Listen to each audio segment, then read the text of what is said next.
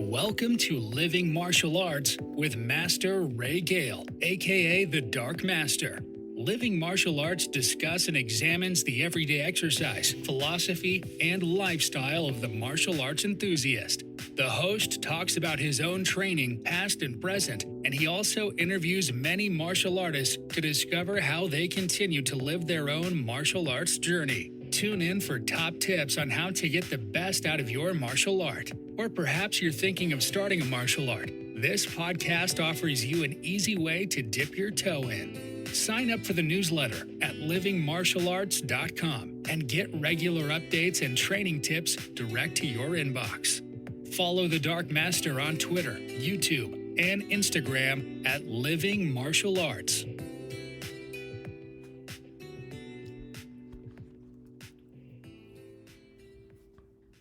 Hello and welcome to the Living Martial Arts podcast with me back again, the Dark Master, with a very unusual guest, I must say. Slightly different to my usual guest, usual type of guest I have on the podcast. But we have Miss Rebecca Hanser on the podcast. And I'm not going to tell you anything about her at the moment because she's going to tell you everything that you'll need to know. So how are you, Rebecca? I'm good. Thank you so much. And thank you for having me on your show. This is an honor. Oh, it's a real pleasure, and I've been looking through your website and your page, so I'm sure that the listeners here will be really excited about hearing about what you do and where you've been and where you're hoping to go. So without further ado, really, perhaps you can just outline a little bit about your martial arts background, because we are talking about martial arts, but I know we're going to go into other things. So perhaps you can give us a bit of an overview of how you started and so on. Sure. Yeah. So, hi, everyone. Welcome to this podcast. I started a couple of years ago with jiu-jitsu, actually. So not so much taekwondo, which I'm sort of specializing in right now, but that was kind of my intro into the world of martial arts.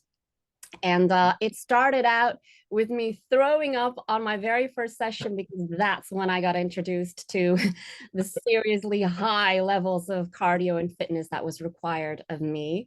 But I got hooked. Apparently, I was hooked to what it does to you, to your body, to you as a person. It challenges you.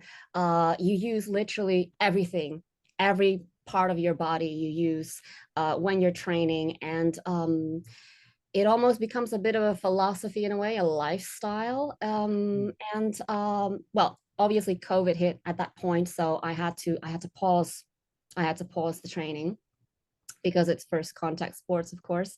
Sure. But I started to research other styles as well. Obviously, I'm in the movie industry, so my favorite movies are definitely action movies where a lot of stunts going on. I loved those ever since I was young, and I started to sort of look into other styles that would maybe fit me. I also do gymnastics, and I know that my legs are kind of my core weapons in a way. So Yeah. I was actually advised to look into taekwondo, and I did, and that's kind of how I was introduced to the world of taekwondo, and I absolutely loved it, because that's where no offense to jiu-jitsu, because it's obviously all beautiful, but that's where I saw why they call it martial arts. That's why there was an elegance to it. There was a grace. The graceful movements made it an art. And I am an artist at the end of the day. So I thought, okay, this is something I need to get into. And that's why I got into taekwondo. After that, I started mixing things up with Muay Thai and kickboxing, but that's the intro story to me and taekwondo, basically. Sure, that's great. Well, just a couple of things that you said there. Well, the first thing is the jiu-jitsu. I've actually did a little bit of jiu-jitsu in the past, but to be quite honest, it wasn't for me either. When I saw taekwondo, because I'm 5'6" and I'm very mobile and very dynamic. And as soon as I saw taekwondo, I thought, yes, that's for me. That's what I need to be doing. So we've got a bit of a connection certainly a connection there. My legs were certainly my my advantage in that one. Um, but and also just to mention, you were saying about action movies. I mean, there's obviously quite a bit of difference in age between us, but I was watching the martial arts action movies of the 70s with Bruce Lee and David Carradine on TV and Kung Fu and stuff like that, and that's what sort of inspired me. I don't know whether you've seen any of that old stuff. Well, I've seen the Bruce Lee movies, obviously. Let me close my Sure. probably gonna have to cut this, but I see like Oh, that's okay. fun coming through. See, they know this is natural, you see. Okay, this is like my home studio. You can leave it in, I don't really mind. Yeah, so obviously I know the Bruce Lee movies. As a matter of fact, it was my brother who actually got me hooked on these movies because when we were younger, he was the one that started out with karate. And I was obviously the little sister. I'm talking about the 90s right now. I'm not going to give away my age, but yeah, so he was the one that was hooked on karate, and I sort of just tagged along as the little sister. When my parents brought my brother to training, I had to come along, and I was like, oh, I gotta go and do this again. And it sort of got me hooked. I noticed there were not a lot of girls at that time. Things have changed in the meantime, obviously, thank God. Yeah. But yeah, he was the older brother, so he's in charge of what we are gonna watch, and he always put on the Jean-Claude Van Damme movies. That was Okay. it. So that's kind of what got me hooked on action movies. All those action heroes from the 90s. Yeah, no, it's great. It's great inspiration, and so many people. I mean, I'm going back to the 70s when I started, but so many people that I speak to were inspired by Bruce Lee and the movies there and the action movies, and obviously as it went on, Jean-Claude Van Damme and people like that. And funny enough, I met talking about female martial artists. I met Cynthia Rothrock, China O'Brien of China O'Brien fame in 1983, just when she was getting into the movies. I went there for Los Angeles for a World Championships. I was traveling there, and she was just trying to break into the movies at that time, and obviously she's done extremely well Ever since. Yeah. Yeah. It's a very natural transition for some if you have that feel for showbiz, and you can nail it on camera, then a lot of the martial artists make that transition, which is really good to see, because it kind of introduces the world to our world, basically, to the martial arts world, and yeah, takes away a couple of stigmas. Well, it does, and I always say that you talked about gymnastics, for example. During the 80s, I was heavily into body popping and breakdancing, and people always ask me, and I say, well, actually, it's not that dissimilar to martial arts. It's just movement. It's just movement, and the movement is transferable from one to the other.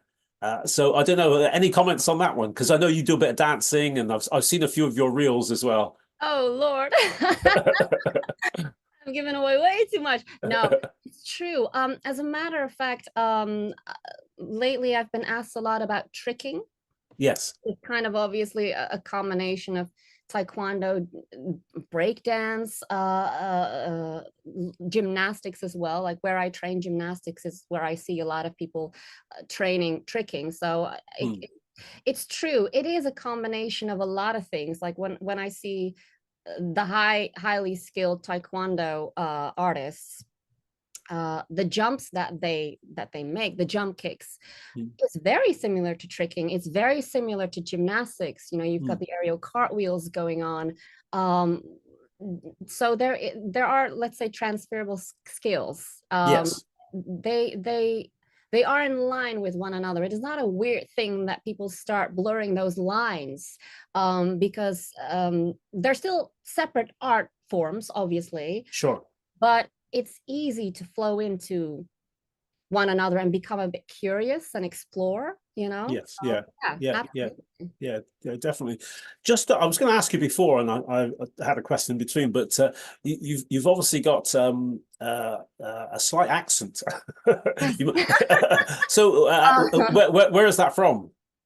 Right. So I'm not American. That's what I usually get. No, Usually ask me. it didn't sound American. That's why I Oh, was it asking. doesn't. Oh, Yeah, thank you very much. No, it's definitely not an insult, obviously. In the film industry, that could be actually very convenient. But yeah, yeah. I'm originally from the Netherlands. Ah, okay. Yeah. Um, and I sort of learned English through TV, All watching a lot right. of TV, a lot Okay. of movies, a lot of Yeah. movies in the 90s, and a lot of Cartoon Network. Okay. Okay. Well, the Dutch are very big. I've been to the Netherlands many times in my competitive career, and they're always the thing I found about the Dutch. Whenever they were competing, they were all the same height. The lightweight was the same height as a heavyweight. They just got thinner. Gotcha. Yeah, they're generally very tall. I don't share. I don't have those. I don't share those genes, unfortunately, because I have an Asian background. Yeah. Um, so yeah, I'm 5'5", something like that. So five, Sure. 5. Yeah, Yeah. Yeah. but it's true. The Dutch are very tall. They are a tall nation. So you've done. I mean, you mentioned a few different martial arts. There, you mentioned jiu-jitsu, taekwondo, Muay Thai. I think also I saw on your bio Tang Soo Do as well.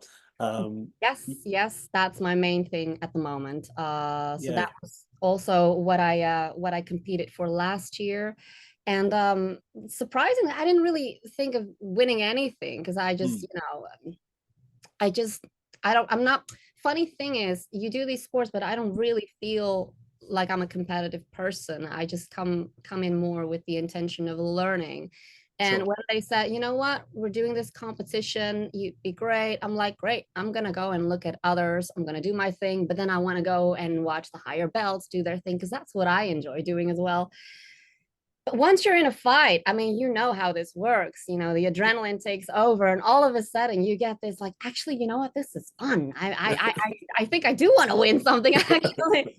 So you go into it, you give it your all, and I ended up winning some stuff. That was great. That's great. Well, that's what it's all about. I think obviously your competitive nature is evident in some of the things that you've done actually, because I think you have to have that desire to to get somewhere, to be Yeah, rather than the norm, if I want to call it that, rather than the norm. absolutely. Yeah, definitely. So, do you have any designs on doing any other arts? Is it something you think, right? Okay, I'm gonna see what this has to offer, what that has to offer, and obviously that relates then to your motivation for film and things like that. Absolutely. So I'm sort of dipping my toe in multiple things at the moment to try out what works for me and whatnot. And it's all funny enough, it's all very much related to one another. Obviously, the acting is the main activity in my life, but you can divide that up in so many different things. You've got the emotional performance, so to speak, which is what I went to drama school for. Sure. But I over the years, I just started to develop myself in physical acting, which obviously allows for the martial arts skills, gymnastic skills to come through and shine, do their thing. And that sort of flowed into stunts, mocap, motion capture. Mm. For those who are not familiar with motion capture, that's basically when you see backstage footage of movies being made, you see these artists in their suits with their little dots on, they call them markers. That also requires a lot of physicality from an actor. So to be trained already, it's just a bit more, you have one up on other actors in that sense. Not that this is competitive, but it does require a high level of fitness if you want to do that for 10 hours in a row, so to speak. And obviously stunts. I've been asked to maybe look into wire aerial stunt performance, which is obviously a niche within the stunt performing area. But on another note, as I already mentioned, tricking is something that really got me interested to explore. Mm. You need a lot of agility for it, and I guess that could definitely motivate me to train even more. But I think that is a very natural next step that I would look into, considering what I've been doing already so far. So yeah, just small steps, things that Yeah. are related to what I'm doing already, because it makes no sense to start something completely new. Like, I don't know, uh what's new? I don't know. Yeah, cheerleading or something like that, something completely different. It always has to somehow relate to what I'm already doing, which means I can use those transferable skills and actually just, flow into it. Because I'm doing so many things already now, it just becomes a bit confusing, maybe. Yeah. Are you aiming to be mainly a kind of, sounds a bit strange, but a physical actor, in the sense that your acting is going to incorporate your physical skills, a bit like the Jackie Chan model, if you want to call it that, who's obviously very, very physical, but he's, later moving on from sort of the Hong Kong film industry, obviously got into the American industry, where he was doing more, what I'd call more acting. But obviously his physical skills were the main part of it. Gosh, yeah, absolutely. So, just like the martial arts that we talked about earlier, that they sort of use their martial arts background and the platform and community that they were already part of to kind of venture into the film industry. I mean, there's only so much you can control when it comes to making it in the film industry or having your breakthrough. You can train your ass off and be really good, but never actually break through. I mean, there's the element of luck involved as well, but you can try your very best. For me, I think it'll always remain a bit of a combination, because I actually did start out first and foremost with acting, with emotional performance, but that's easily combined with the physicality, with physical acting. I think for me, it would always remain that hybrid. But obviously, it's easier for me as a person on a daily basis to just go to martial arts training every day and just keep training those skills, keep those muscles warm and going. Whereas with acting, you won't be on a film set every day. So how are you able to practice and train that on a daily basis? That, I think, is the difference, the way you prep yourself. Now, with acting, I tend to consider auditions and sending self-tapes. To me, that's a way of training my acting muscle. Sure. And whatever projects come your way, I seize them. I give a full 100%. I prepare myself as best as I can in terms of script, character, learning about the production, being professional, even if you don't really actually have the job just yet. That's my way of training that part of acting. Whereas the physicality, you can train that every day, which is what I'm doing. You always need to prepare yourself, even though you have nothing lined up. You always need to be able to hit the ground running if you do end up auditioning for something. I think that's the Sure. main difference between Yeah. the. Yeah. Well, no, that's good. I actually I belonged to a drama group in my teenage years, and I quite liked.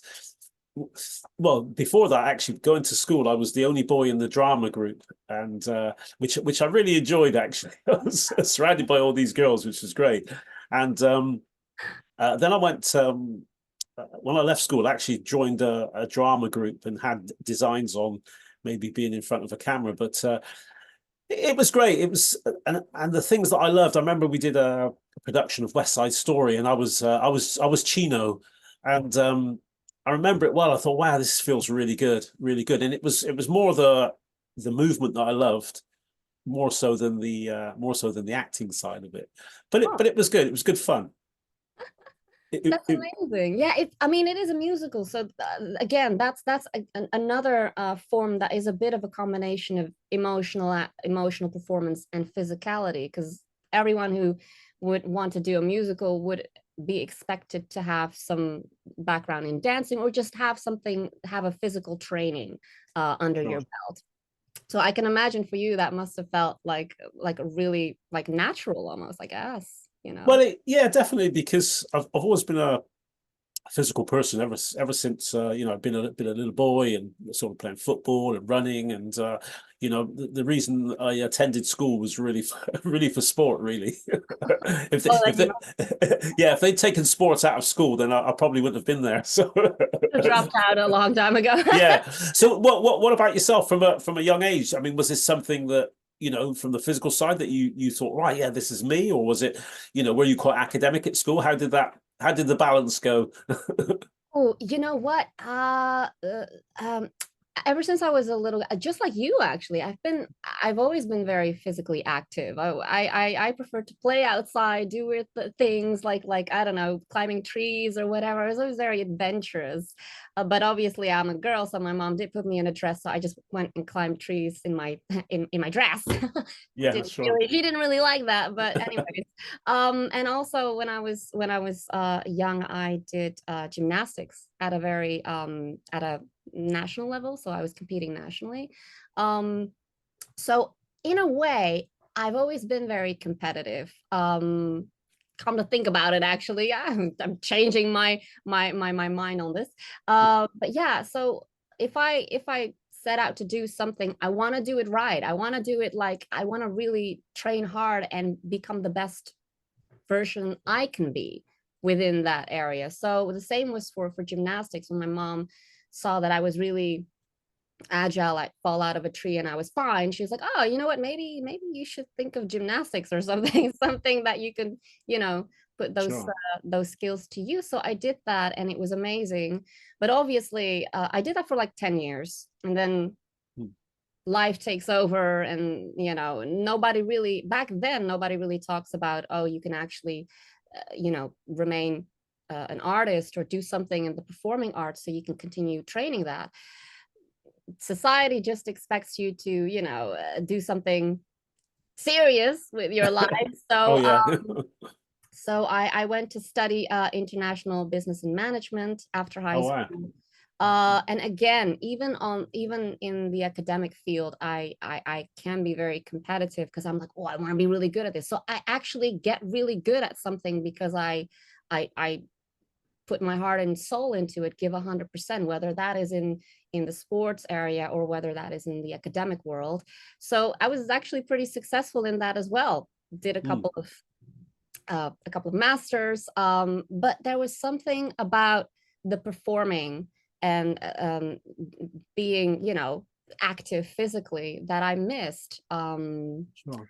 And that's when I just started to give into that dormant passion for performing. It was at a much later age that I decided to do that. So I had a pretty varied academic Sure. career, so to speak. Yeah. What sort of age was it that you made your decision then? You thought, right, this is the path. Yeah, I think quite late. I think I was around 25, Oh, 26. wow. Yeah, yeah. Yeah, yeah. Yeah, Before yeah. that, I was just traveling, studying. There was a time I actually wanted to become a journalist because I loved writing. Hmm. And I'm not saying that all the stuff that I did that it was for nothing. You tend to hear people say that when you end up with something that's completely different from what you started. Well, of course, I mean, you grow as a person. You experience new things, you try out new things. It's all about trying things out. You will never be the same person as you was 10 years ago. uh, Sure. Thank God, right? You don't Yeah, want to be yeah. the same.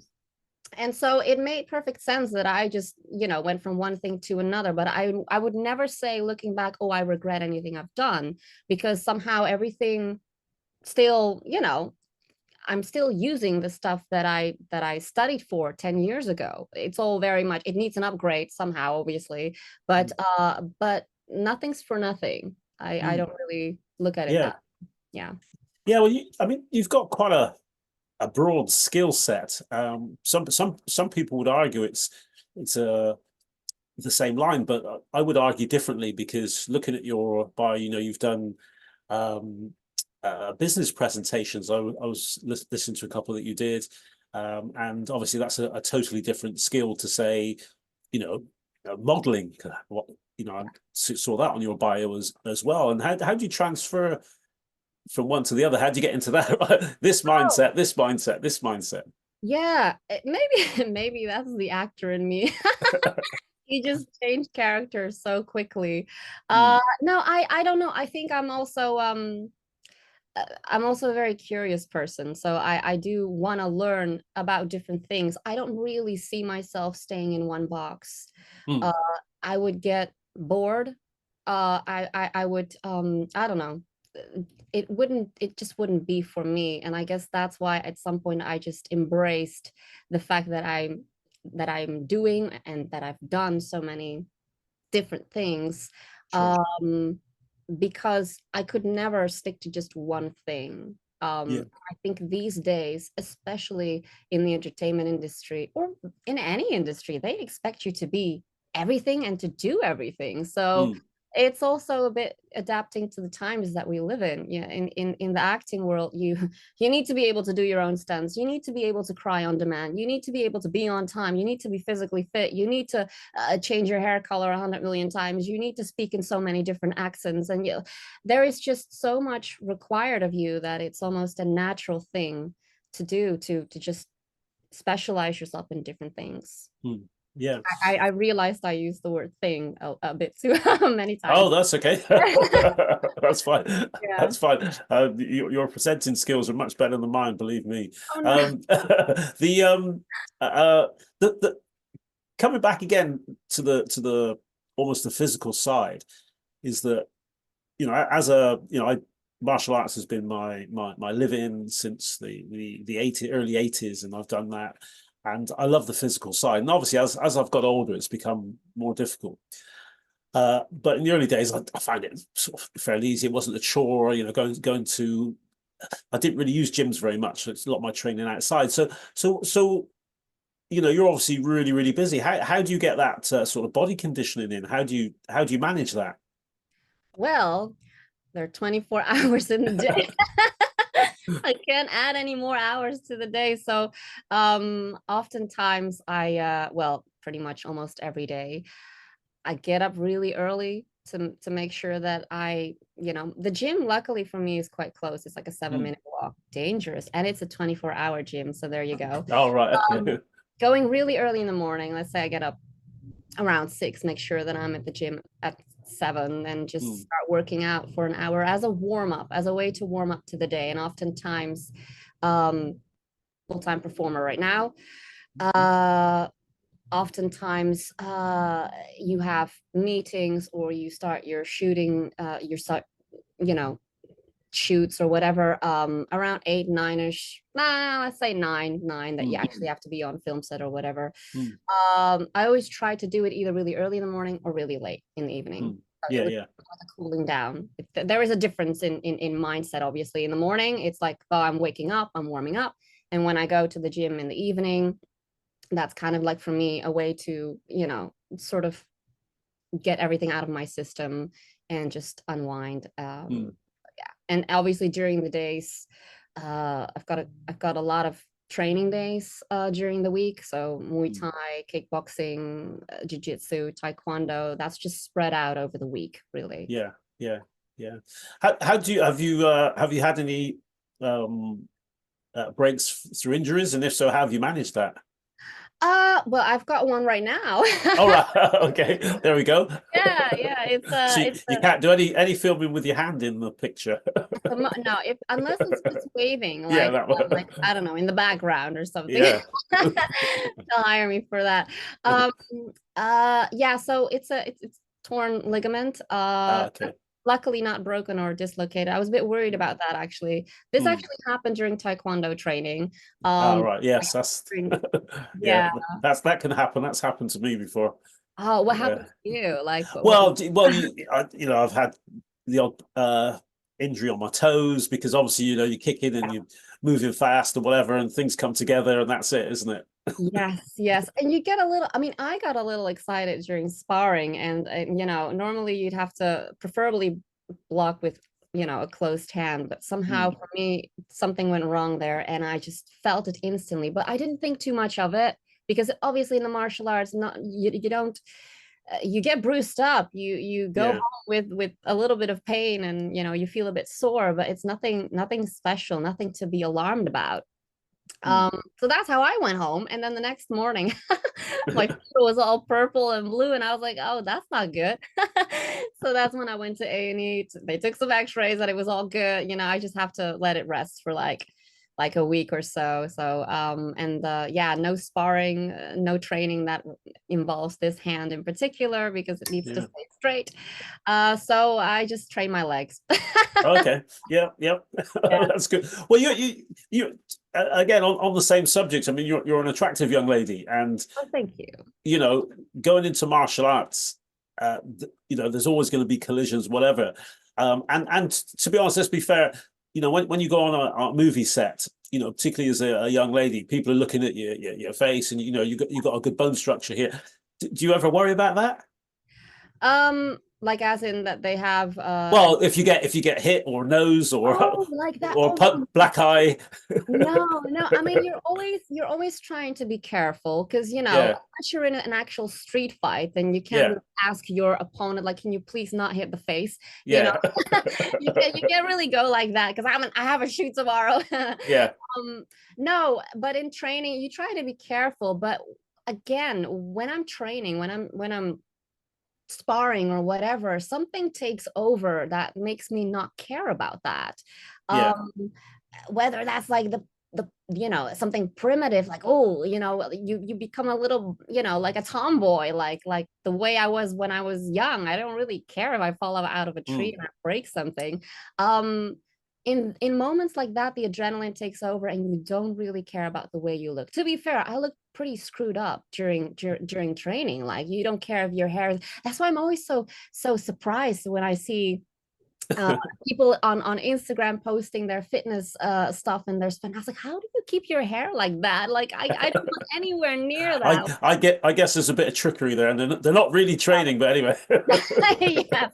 Well, I hope they are, but it's just me. I don't look anything like that. So yes, in the film industry, it's all about aesthetics. And when you're on a film setting, you do a scene. There is a makeup artist, there's a hairstylist who makes sure that whatever you do, it still looks good.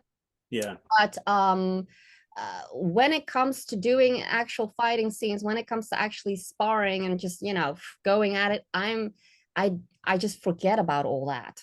mm, Really, I'm yeah, like, and then they're done shooting, and I sort of see myself back, and I'm like, oh my god, that face I made. It's like I'm having a really hard time. Because in that moment I don't think about it, but yeah, somehow yeah. it always works out, and they're happy. If they're happy with what we shot, then I'm happy, and we're all done, and let's go home.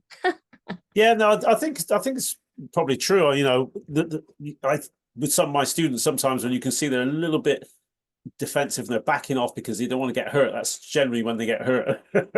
Whereas, Oh yes. you know, Yeah. when you're moving forwards and you're sort of using offense, being a bit more attacking, you tend to keep yourself a bit safer. Strangely enough, well, that's what I found. Sure. Yeah. Oh, yeah. Well, you know what? That's the thing. If you start to get a little hesitant Mm, to move forward, that's just, I don't know, it affects your defense in a way. So mm, that's why I'm happy that I don't think about, oh, my pretty face or whatever. Or I don't think like that. I just go straight in. I'm like a tiger when I'm fighting, and I'm happy that I am. And then afterwards, you go to yeah. the dressing room, you look in the mirror, you're like, holy shit.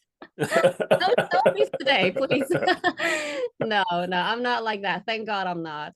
Okay, good, good, good. So, I mean, you've obviously got a very busy schedule, lots of things going on, and I know that you know I like to use the duck principle. You know, you got the duck going along the water like that, but underneath the legs are really going. You I know, like which is where I've been in the past. People go, oh, you know, how do you fit everything in? I said, well. that. Yeah, same. I mean, I'm an early riser as well. To be honest, I get up at 6:30. I've already done my training today, for example, and you know I'll be teaching in the evening and so on. But what do you do? What do you do for your downtime? And you know, do you have any um, sort of relaxation things that you do? I mean, Mm. I love playing the guitar as well. I'd like to play the guitar. That's one of my relaxation Yeah, things. I saw it. Yeah, and a bit of music. I play harmonica. Yeah. I like to go out on my motorbike. But what about yourself? Ooh, well, you're right. My schedule is pretty busy. Sometimes I'm like, oh God, did I really have to do that? Like, I kind of wanted an hour of break or whatever, or just a 10-minute power nap. I tend to travel a lot. Okay. It's something to look forward to. You can easily have a schedule that kind of forces you to work 7 days a week. But I then tend to book my holidays, and I just take like literally 2 weeks far away, no laptop, no emails, nothing, just really disconnect from London, from work, and just clear your mind that way. So I do tend to travel as a therapy, really, as a way of just Sure. relaxing. Yeah. Um, and really relax, like, and that's also when my mind gets clearer for, I don't know, for stories to write or whatever. You just get more inspiration because your mind is actually clear. Sure. um so that's more the luxurious downtime activity, so to speak. But anything on a daily base, I like to I don't know, very simple things actually. Take a walk in the park, listen to music. I love dancing, hanging out with friends. Sure. The very simple things in life. I know that my career and all the stuff that I do for work is very flamboyant. It's very, bombastic, larger than life. So when I'm in my downtime, I'd like to keep it simple and sleep Sure. and Sure. just, yeah, yeah. Sure. No worries. Have you ever tried meditating? Oh yeah, actually, yeah, yoga, meditation. I Yeah, definitely do that as well. yeah, Not as often as I want to. I mean, mm, the mm, you plan to do it every morning, yeah, 10 minutes.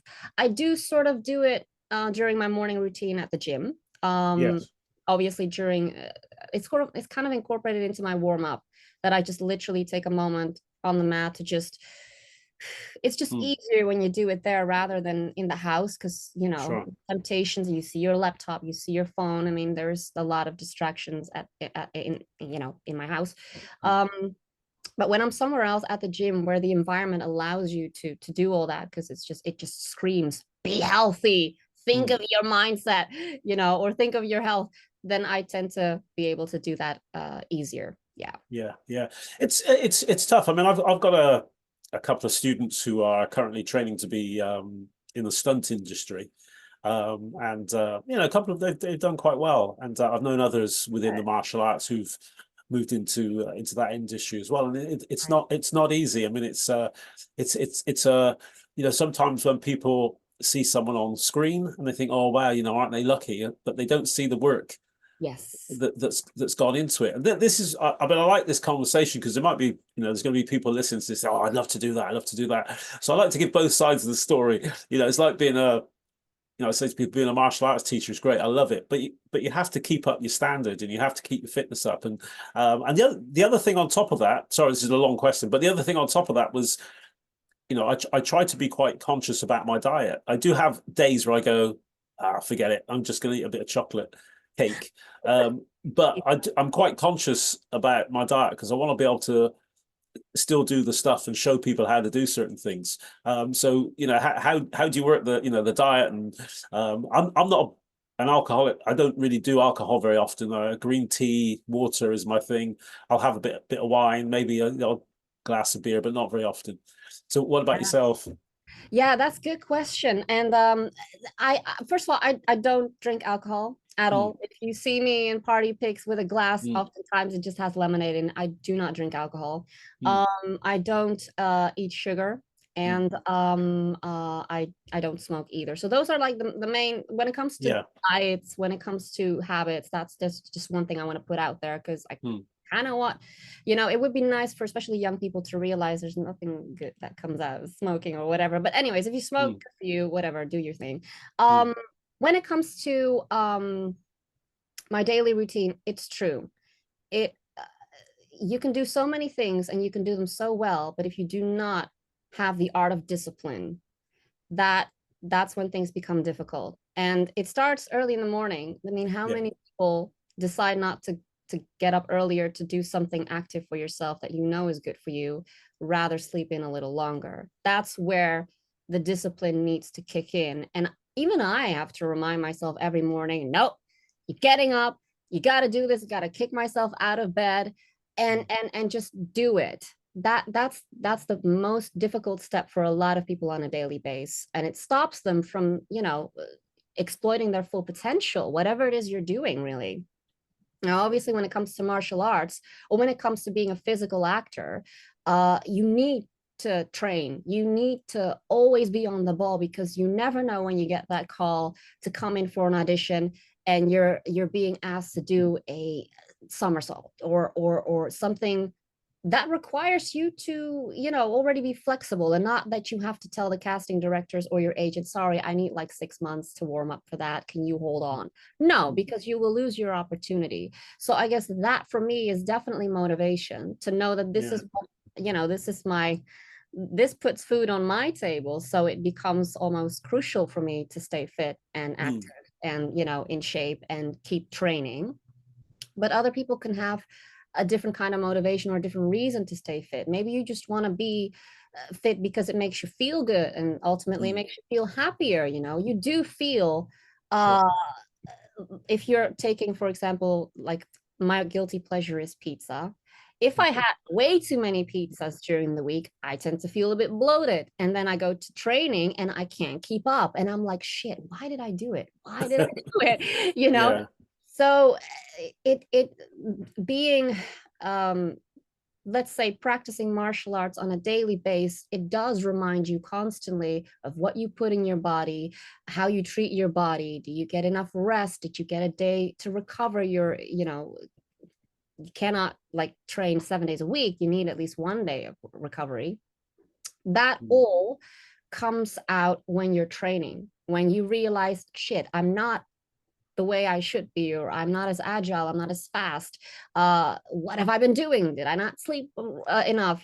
So these are things that forces you to look at your daily habits and be a bit more conscious of it, and be a bit more on top of that, be a bit more stricter with yourself, a bit more disciplined, to keep it going. It is a lifestyle. It's not something that, oh, I'm gonna try this out and I'm gonna, I don't know, train once a month. That does not make you a martial artist. If you really want to be good at something, you need to include it in your lifestyle and your daily habits. Yeah, definitely. And I think also as well is that, we talk about seeing people on the screen and the hard work that they've gone through, and the discipline, but also the knockbacks and the failures, in the sense that, people say, no, oh, you're not what we're looking for. Or, I mean, that could be quite hard on your on your ego. What? But I'm fantastic. Absolutely. Well, that's the thing, right? When it comes to first of all, if you are in the film industry, you need to grow a thick skin. Yeah. Because 9 out of 10 times you'll be rejected. And so it took a change of mindset when it comes to how I approach my acting career. I oftentimes people ask me, so you want to be a successful working actor? I said, no, I don't want to be. I am a successful working actor. I'm successful because I tend to go to auditions. I might not land the roles that I want, but going to the audition becomes the job.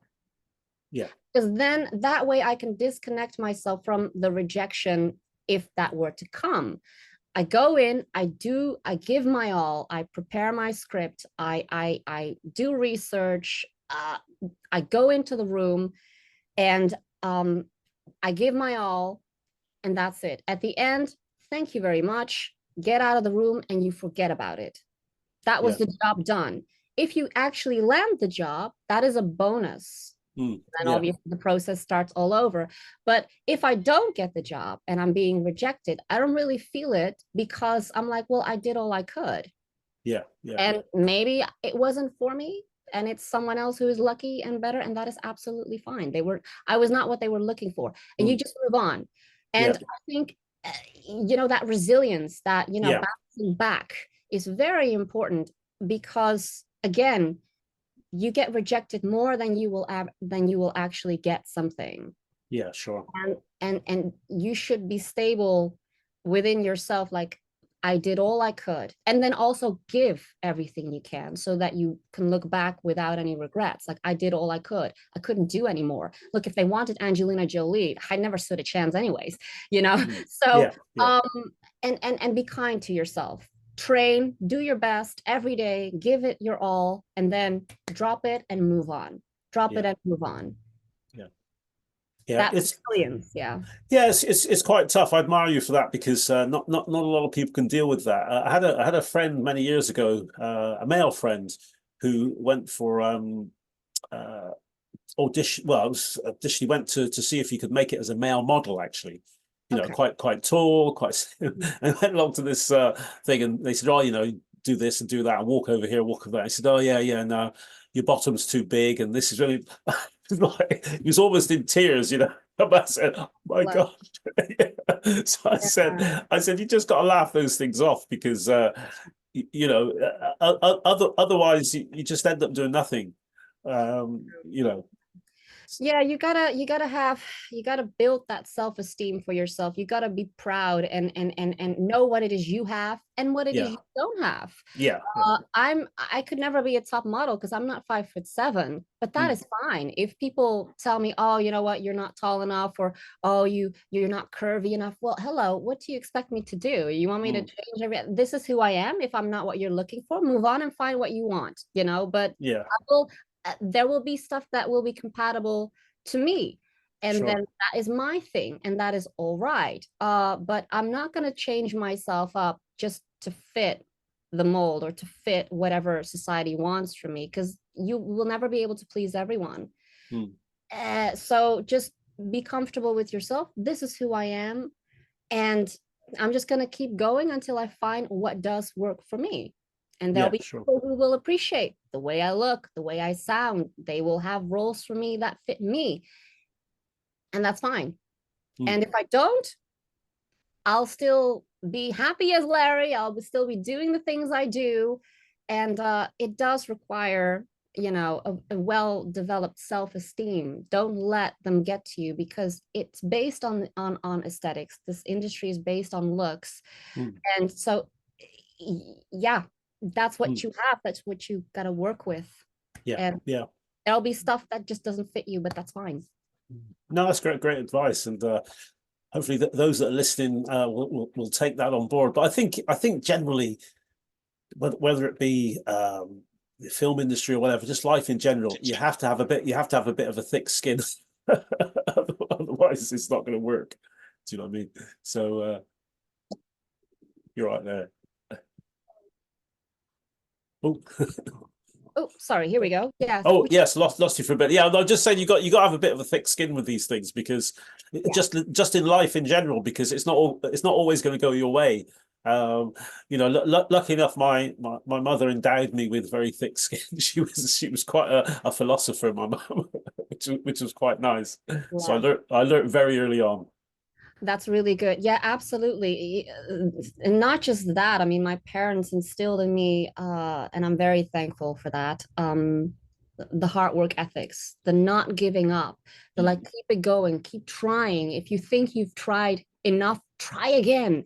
mm, And just block out all the noise around you. Do not compare yourself with other people, because it's just useless. Nobody's like you. In the mm, film industry, there could be like 50 actresses look like you, sound like you, but they will never deliver the lines the same way as you do, because everyone does it in their own unique way. There's no point in comparing. So stop doing that. mm, Block out all the distractions and focus on your own development. And if you go in with the mindset not to want to win something, because if you go in with that mindset, like I want to win, there's a possibility that you could lose, because winning comes, along mm, with a losing. mm, There are winners, there are losers. If you come in with the attitude of, hey, I'm here to learn, I'm mm, here to grow, whatever I can gain in terms of experience, knowledge, something new, or just have a good time, that is a win already. You go in with that mindset, you will never lose, you will never get rejected, you will never get disappointed, because there's always something that you can bring with you from it. yeah, Yeah, there's always something you can learn from it. And that's kind of the mindset I take with me everywhere I go, whatever I do. I'm yeah, here to learn. So if I fall on my face, that is fine, because I'm just learning. I'm not here to win. I'm not mm, here to compete. Well, when you're in a competition, you yeah, are. But just in general, if you're trying out new things, like for example, I speak to women who would like to try out the martial arts, but they are afraid to take that step. They're like, oh, I don't want to be hit in the face. I don't know if it's for me. I don't know if it's too much. I don't have time. They come up with all kinds of excuses as if they're trying to justify them not going. Hmm. There is just all that insecurity. And I'm like, you know what, just go. You don't go in to win medals. You just go in to learn something new. Make it easier for yourself. Keep the threshold a bit lower. Sure. So yeah. Yeah, no, that's great advice. And I'm sure that people will hear that. I hope people will take that on board and follow that. Well, we're coming sort of close to the end of the podcast. Is there anything else you haven't mentioned that you'd like to share first off? I got a movie coming out. Oh, great. Yeah, no, go. Yeah, that's definitely worth sharing. Well, tell us about it. Tell us about it. Well, I mean, we finished shooting maybe a week ago, and it's a very fun horror dark comedy movie. Okay. I'm playing a baddie. There's some Okay. martial arts scenes in it, so that could be an interesting thing for our Great. community. Excellent. And yeah, just stay tuned on my Okay. social. I'll be posting if anything. Yeah, where can we, with that in mind again, is where can we follow you? And we will put some stuff in the show notes as well. But if you can tell the audience where they can follow you and find out about you. Yeah, so I think the most active and the most recent updates will probably be posted on my Instagram, which is Instagram, my Rebecca_Hanser, no capitals there. And come find me, and it's so much fun. I always like to share. Also, I share a lot about my training and just anything that could inspire, motivate other people. Fantastic. To do their thing the best way they can, and to not give up, and always stay positive. I think, that's Excellent. Well, I hope you get many followers from this. I should certainly be following you because one of the reasons, selfish reason, I'd love to chat to you again, and see how things are going for you sometime in the future.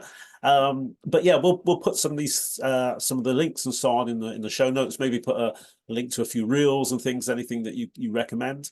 But yeah, I'd like to thank you very, very much for taking the time to share your journey, share your insights on what you've done, where you're hoping to go, and things that you think it's important for people to know. So thank you very, very much for that. Thank you. And honestly, I really appreciate this opportunity to come on your podcast and just share these amazing things with you, and hopefully someone out there feels motivated or could use it. I don't know, it's whatever. Excellent. If you hang around, I'll get that some information from you. But I'd just like to say thank you very much to the Living Martial Arts podcast fans. I hope you've enjoyed this fantastic podcast with Miss Rebecca Hanser, lovely young lady, very attractive lady, and I'm sure that if you follow her, you'll get some real motivation through the things that she's doing and things that she's hoping to do. So thank you very much, and we'll catch you soon. Thank you.